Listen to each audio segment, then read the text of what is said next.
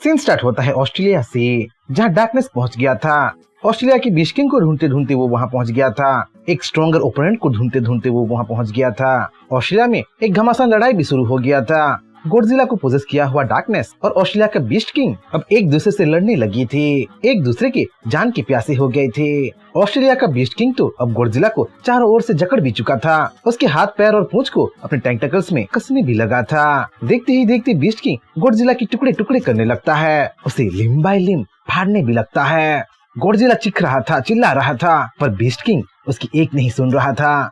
अब चीखने से क्या फायदा, चीखना बंद कर, तुम्हें मेरे इलाके में पैर भी नहीं रखना चाहिए था, अब जलना नरक की आग में, आफ्टर लाइफ में, बोल के बीस्ट किंग अपने सारे पोर्स खोल देता है, जिससे धमाकेदार एनर्जी निकलने लगती है और वो एनर्जी बीम्स का टारगेट गॉडजिला होता है। भयंकर तबाही होता है और गॉडजिला की तो चिथड़े उड़ जाता है। वैसे ये बीस्ट किंग कैसा लग रहा है? मुझे तो ये मिक्सचर ऑफ जेलीफिश, टोड और थोड़ा बहुत ऑक्टोपस जैसा लग रहा है। हाँ, पता नहीं उसके सींग कौन से जानवर के हैं, शायद डियर या भैंस के हैं।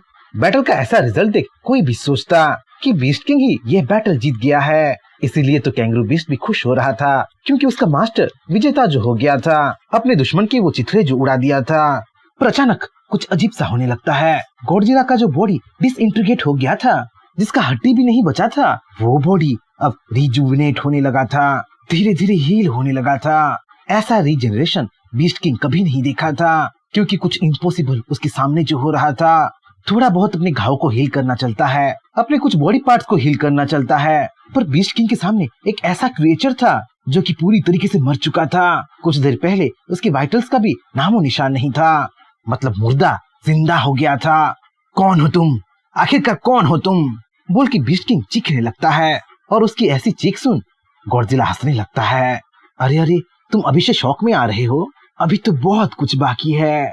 मुझे बिल्कुल उम्मीद नहीं था कि इस दुनिया में म्यूटेंट ट्री को छोड़ के एक दूसरा पावरफुल बीस्ट भी है। मुझे यहाँ आके बहुत अच्छा लगा, तुमसे लड़के बहुत अच्छा लगा, बोल के गॉडजिला फूट फूट के हंसने लगता है। पर अब गॉडजिला के चारों तरफ एक अंधेरी सी छाया पनपने लगती है और उसे देख बीस्ट किंग थोड़ा बहुत पीछे हटता है। क्या हो तुम, तुम्हारे यहाँ आने का मकसद क्या है, बोल के बीस्ट किंग के मन में ही सवाल नहीं उठ रहा था। कैंगरू बीस्ट भी उतना सरप्राइज था, क्योंकि वो पहली बार ऐसा क्रिएचर देख रहा था जो उसके मास्टर को, ऑस्ट्रेलिया के किंग को पीछे हटने पे मजबूर कर रहा था, डरा रहा था। तुम जानना चाहते हो मुझे क्या चाहिए? मुझे तुम्हारा बॉडी चाहिए, बोल के गॉडजिला बीस्ट किंग के करीब आ जाता है और उसे अपने पंजों में जकड़ने लगता है, उसे निगलने की कोशिश करने लगता है। अब गॉडजिला बस एक लिजर्ड जैसा नहीं लग रहा था, उसके चारों ओर से अंधेरी ताकत निकल रही थी, जो बीस्ट किंग को मुंह खोल के निगलने की कोशिश कर रही थी, डिवाउर करने की कोशिश कर रही थी। ऐसा सोचना भी मत, बोल के बीस्ट किंग अपना आखिरी दाव चलने लगता है, ऑब्लिवियन ब्लास्ट यूज करने लगता है। ऑब्लिवियन ब्लास्ट एक स्पिरिचुअल ब्लास्ट था जो हर चीज को, हर एक मैटर को तबाह कर सकता था, और इससे तो डार्कनेस भी थोड़ी देर के लिए घबरा गया था। देखते ही देखते भयानक विस्फोट होता है, एक ऐसा एक्सप्लोजन होता है जो स्पेस से भी दिखने लगता है, और उस एक्सप्लोजन से पूरा एरिया मैग्मा में बदल जाता है, लावा में बदल जाता है। ऐसा एक्सप्लोजन जिससे गॉडजिला का नामो निशान मिट गया था, पूरे एरिया के टेरेन को ही बदल दिया था। पता नहीं वैसे अटैक से ये कैंगरू बीस्ट कैसे बच गया था, शायद उसका मास्टर उसे बचा लिया। अब डार्कनेस का असली रूप सामने आ गया था, जो कि वो इनिशियल स्टेज का आंख था। तो ये है तुम्हारा असली रूप, कोई बात नहीं, तुम जल्दी ही मारे जाओगे। पता है मेरा स्ट्रॉन्गेस्ट एबिलिटी क्या है? मेरा स्ट्रॉन्गेस्ट एबिलिटी है क्रिएशन और कॉम्बिनेशन।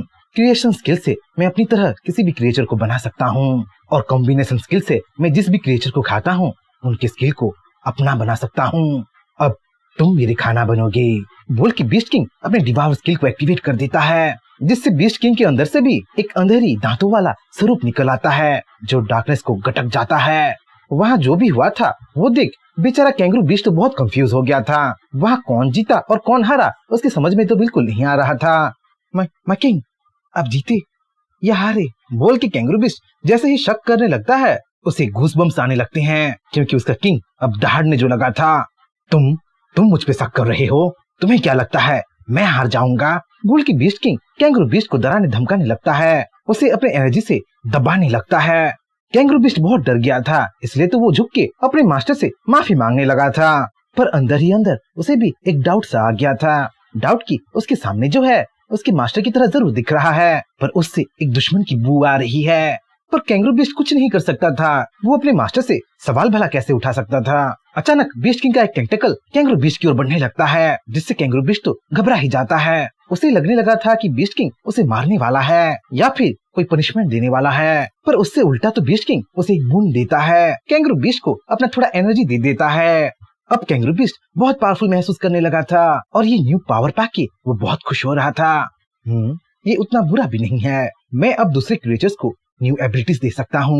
बुलाओ यहाँ सबको, मुझे मेरे सभी बीस्ट से मिलना है, बोल के बीस्ट किंग कैंगरू बीस्ट को अपना नेक्स्ट कमांड दे देता है। अब ऑस्ट्रेलिया के सारे बीस्ट एक जगह जमा होने लगे थे। Vampire bats, koala, platypus, Komodo dragon और पता नहीं कौन कौन से बीस्ट वहाँ आने लगे थे। बीस्ट का बहुत बड़ा बैठक वहाँ होने वाला था, जहाँ पूरे कॉन्टिनेंट का बीस्ट आर्मी शामिल था और उन सबको देख के बीस्ट किंग घुर्राने लगा था। सीन शिफ्ट होता है मिस्टी माउंटेन में, जहाँ जियो अपने वॉइड रूट से एक डायमेंशनल पोर्टल खोल दिया था। एक अलग ही दुनिया से स्पिरिचुअल टाइड को अपने बीस्ट के लिए वो ले आया था। पूरी दुनिया में अब स्पिरिचुअल टाइड आया नहीं था, पर जियो अपने मिस्टी माउंटेन में वो काम एडवांस में कर दिया था। कई सारे बीस्ट इवॉल्व हो रहे थे। जियो का स्पिरिचुअल टाइड तो उसके 7 डायमेंशन में भी जाने लगे थे। उसका 7 डायमेंशन अब धीरे धीरे एक्सपैंड हो रहा था। स्पिरिचुअल एनर्जी से हर एक डायमेंशन भरने लगा था। मिस्टी माउंटेन के सारे बीस्ट अब उस डायमेंशन में आराम से जा आ सकते थे, वहाँ ट्रेनिंग कर सकते थे। वैसे इससे जियो का भी एक फायदा हो गया। अब जियो कहीं भी अपनी बीस्ट आर्मी को चुटकियों में ले जा सकता था, उनको अपने पॉकेट डायमेंशन में रख जो सकता था। डायमेंशन ऑफ लाइफ में मरमेड क्वीन भी आने वाले स्पिरिचुअल टाइड को महसूस कर पा रही थी और उसमें नहा के वो अपने आप को स्ट्रॉन्गर बना रही थी। बाहर एंशिएंट एम्परर एलिगेटर भी इवॉल्व हो गया था। वो अब एक ट्रू ड्रैगन बन गया था। वो अब पंखों से सुसज्जित हो गया था और कहीं भी उड़ के जा आ सकता था। ये सब देख जियो भी अपने रूट्स को देखने लगता है। जियो के रूट्स वुड ड्रैगन के लेवल 3 में होते हैं, हाफ ड्रैगन स्टेज में होते हैं। इसलिए जियो भी सोचता है कि वो अगर एक ट्रू ड्रैगन बन गया तो क्या वो उड़ पाएगा, उससे उसका ट्रांसपोर्टेशन बहुत इजी हो जाएगा। तभी जियो को कुछ एहसास होता है जिससे उसके रोम रोम कांप उठता है। ये जो ऑरा ऑस्ट्रेलिया से आ रहा था, मतलब वहाँ अब डार्कनेस पहुँच गया था। सीन शिफ्ट होता है ऑस्ट्रेलिया में, जहाँ बीस्ट किंग अपने पूरे आर्मी को कोस्टल एरिया की ओर ला रहा था, समुद्र के पास लेके आ रहा था। ये हमारा किंग हमें समुद्र के पास क्यों लेके आ रहा है, इसका इरादा क्या है, बोल के कैंगरू बीस्ट सोच ही रहा था कि तभी समुद्र के अंदर से बड़े बड़े बीस्ट आने लगते हैं, सी बीस्ट आने लगते हैं, जो कि समुद्र के पानी को मैनिपुलेट कर रहे होते हैं। तुम लोगों की यहाँ आने की हिम्मत कैसे हुई? पिछली बार भी तुम्हारे साथी यहाँ आए थे और वो यहाँ से बच के नहीं गए थे। तुम लोग भी यहीं पे ही मारे जाओगे। फ्लॉट ड्रैगन के आफ्टर लाइफ में तुम साथी बनोगे, बोल के कैंगरू बीस्ट चीख रहा था, चिल्ला रहा था, सी बीस्ट को धमका रहा था। पर कोई भी सी बीस्ट उस पर ध्यान नहीं दे रहा था, बल्कि वहाँ कुछ अजीब हो रहा था। सारे के सारे सी बीस्ट पता नहीं क्यों झुक गए थे, मानो वो अपने मोनार्क को रेस्पेक्ट दे रहे थे। तब कैंगरू बीस्ट को समझ में आता है कि उनका बीस्ट किंग अब नहीं रहा है, उस पे एनिमी ने काबू कर लिया है, उसको पोजेस कर लिया है। वैसे इस बात पे उसे पहले ही ध्यान देना चाहिए था। ऑस्ट्रेलिया के बीस्ट किंग के 2 आंख थे, पर उनका दुश्मन जो वहाँ आया था उसका एक ही आंख था, और अब बीस्ट किंग का भी एक ही आंख हो गया है, जिससे मैलिस निकल रहा है, विकेडनेस और शैतानी उभर रहा है।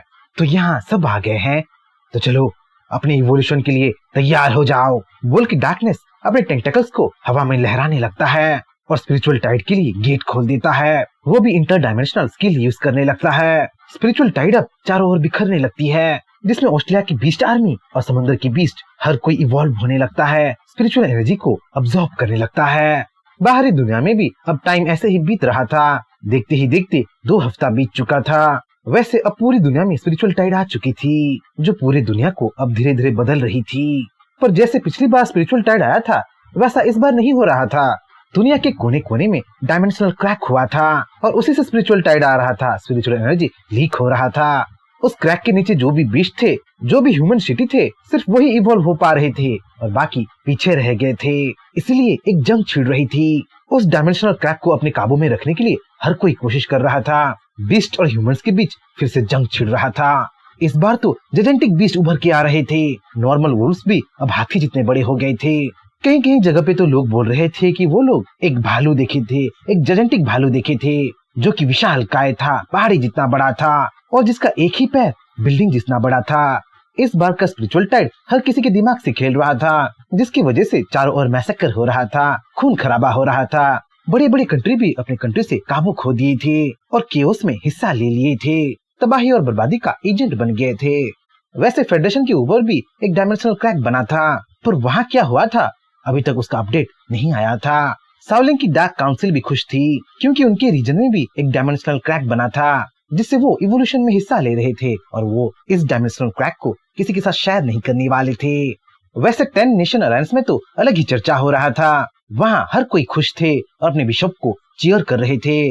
वहाँ के लोग सोच रहे थे कि ये डायमेंशनल क्रैक बिशप ने खोला है, और वहाँ से जो स्पिरिचुअल टाइड निकल रही है वो उनके बिशप का ही एक मिरेकल है। कई जगहों पे कई क्रैक खोले थे, जिसकी वजह से कंटिन्यूअस लड़ाई हो रहे थे, एरिया कॉन्कर हो रहे थे। इन सब से अब जियो भी वाकिफ हो गया था। उसे भी अब पता चल गया था कि पूरी दुनिया में अब स्पिरिचुअल टाइड आ गया है, पर उसका ध्यान किसी और चीज में था। जियो के रूट से उसको पता चल रहा था कि दुनिया एक्सपैंड हो रहा है, उनकी धरती बड़ी हो रही है, इवॉल्व हो रही है।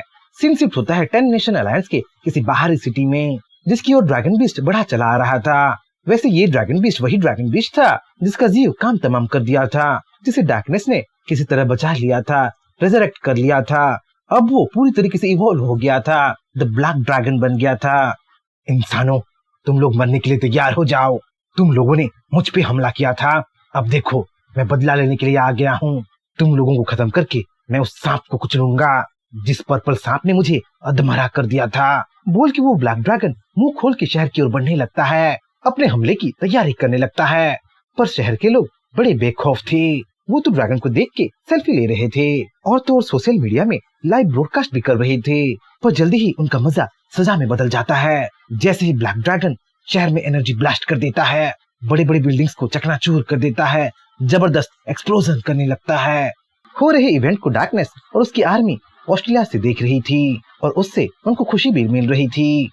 माय किंग, ये ब्लैक ड्रैगन तो तबाही मचा रहा है, अपनी मनमानी कर रहा है, क्या हमें उसे कंट्रोल नहीं करना चाहिए? बोल के कैंगरू बीस्ट क्वेश्चन पूछने लगता है, और उसका जवाब तुरंत उसे डार्कनेस से मिल जाता है। अरे कोई बात नहीं, इंसानों को तो मरना ही है, चाहे ब्लैक ड्रैगन के हाथों मरे या किसी और वजह से, उनका डेथ इनएविटेबल है। बोल के डार्कनेस जोर जोर से हंसने लगता है। वहीं दूसरी तरफ मिस्टी माउंटेन में जियो ब्लैक ड्रैगन को महसूस कर लिया था, और उसके ऐसे रिकवरी से थोड़ा बहुत वो भी शॉक में था। ब्लैक ड्रैगन को वो मरने की हालत में पहुंचा दिया था, अगर ठीक से बोला जाए तो वो पूरी तरीके से मार भी दिया था। वही मरा हुआ ड्रैगन अब फिर से जिंदा हो गया था, 4th ट्रांसन ऑर्डर में पहुंच गया था, और ये हो ना हो डार्कनेस का ही काम था। और ये बात जियो अच्छी तरीके से समझ गया था। जिन सिटीज को ब्लैक ड्रैगन तबाह कर रहा था, उन्हीं सिटीज में से एक सिटी में अलिसिया और लिन थे, और जियो उन्हीं के बारे में सोच सोच के परेशान हो रहा था। वो ठीक ठाक रहे बोल के प्रार्थना कर रहा था।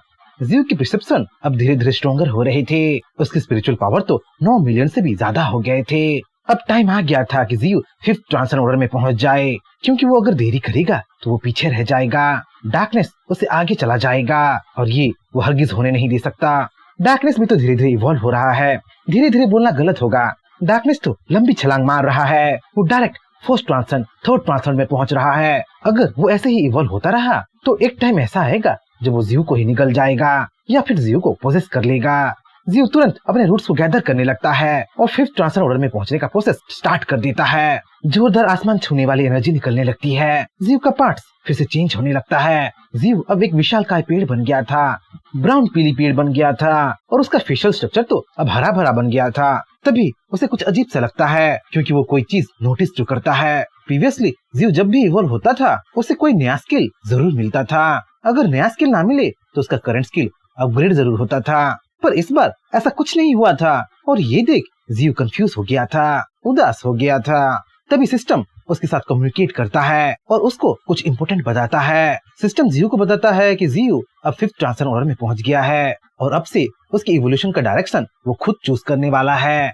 जियो के पास कई सारे चॉइस थे, जैसे कि सीड ऑफ वाइटैलिटी के रास्ते से वो वर्ल्ड ट्री बन सकता था, या फिर थंडर कंट्रोल के रास्ते से वो एक दिन थंडरवुड इमोर्टल बन सकता था, या वो एब्सोल्यूट इवोल्यूशन का रास्ता भी पकड़ सकता था, जिससे एक दिन खुद नेचर का वो मैनिफेस्टेशन बन सकता था, नेचर का जीता जागता स्वरूप बन सकता था। जियो अब कंफ्यूज होने लगा था कि वो कौन सा रास्ता चुने। वो एब्सोल्यूट इवोल्यूशन चूज कर सकता था, पर एब्सोल्यूट इवोल्यूशन तो दो धारी तलवार था, जिसे वो अगर ठीक से कंट्रोल ना करे, ठीक से यूज ना करे, तो उसको फायदे से ज्यादा लॉस हो सकता था। वैसे वो थंडर कंट्रोल भी चुन सकता था, जिसकी मदद से वो टाइम की मार को सह पाए, पर वो उसके लिए उतना सुइटेबल नहीं था। पर सीड ऑफ वाइटैलिटी जिस एबिलिटी के साथ वो पैदा हुआ था, जिससे वो एक दिन वर्ल्ड ट्री बन सकता था, वो उसके लिए बेस्ट चॉइस था। और उसी एबिलिटी को चूज करके वो कल्टीवेशन शुरू कर देता है, अपने स्किल को अपग्रेड करना शुरू कर देता है। ज़ियो एब्सोल्यूट इवोल्यूशन और थंडर कंट्रोल को भी अपग्रेड करना चाहता था, पर इस वक्त वो ऐसा कर नहीं सकता था। हाँ, पर जब उसके पास सफिशिएंट इवोल्यूशन पॉइंट्स गैदर हो जाए तो उन स्किल्स को भी वो अपग्रेड जरूर करेगा, पर फिलहाल के लिए उसका टाइम नहीं आया था। इवोल्यूशन के बाद ज़ियो को एक कैटेगरी में भी रखा गया था। उसका अपना एक रेस बन गया था, एक जाति बन गया था, और वो था अनडाइंग ट्री। ज़ियो अब ओरिजिन ऑफ लाइफ को गैदर कर सकता था और अपने एक बूंद सैप से, लाइफ ऑफ एसेंस से किसी को भी वो जिंदा कर सकता था, मौत के चंगुल से बाहर निकाल सकता था। सीन शिफ्ट होता है ब्लैक ड्रैगन के पास, जो कि एक एक करके कई शहरों से गुजर रहा था और उनको तबाह कर रहा था, मिट्टी में मिला रहा था। ब्लैक ड्रैगन 10 नेशन अलायंस के कई सारे शहरों को तबाह कर दिया था और वो अब हुआशिया किंगडम के एक शहर की ओर बढ़ रहा था। वहाँ के सुपर ह्यूमंस ब्लैक ड्रैगन से लड़ लड़ के थक गए थे, पर उसका वो कुछ बिगाड़ नहीं पाए थे। चलो वापस चलो, हम इस इवल ड्रैगन को यहाँ हरा नहीं सकते। ये फूड ट्रांसन ऑर्डर का बीस्ट है, इसे हराना हमारे लिए इम्पॉसिबल है। ये तुम क्या बोल रहे हो? अगर हम रिट्रीट कर लिए तो हमारे पीछे जो शहर है उसका क्या होगा? अरे बेवकूफ, हमारे पीछे स्मोक सिटी है, वहां से डीमनिक ट्री का टेरिटरी स्टार्ट होता है। अब उस डीमनिक ट्री को इस ड्रैगन से लड़ने दो, चलो यहाँ से भाग चलो, बोल के उस शहर के सुपर ह्यूमंस आपस में बातचीत कर रहे थे और उस ब्लैक ड्रैगन को डीमनिक ट्री के एरिया में लोअर करने की कोशिश कर रहे थे। उसी वक्त वहाँ एक अननोन फिगर था जो कि सर से लेकर पांव तक रोब में ढका हुआ था और हो रहे इवेंट को स्पेक्टेट कर रहा था, देख रहा था। पता नहीं वो कौन था। ब्लैक ड्रैगन सुपर ह्यूमंस का पीछा करते करते सीधा स्मोक सिटी की ओर ही बढ़ रहा था।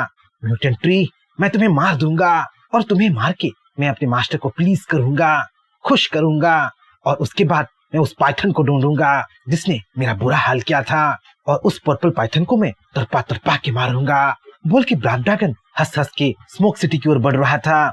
और स्मोक सिटी की बाउंड्री में जैसे ही वो पहुंचता है, धुंध बढ़ जाती है, आईसाइट नाक के बराबर हो जाता है।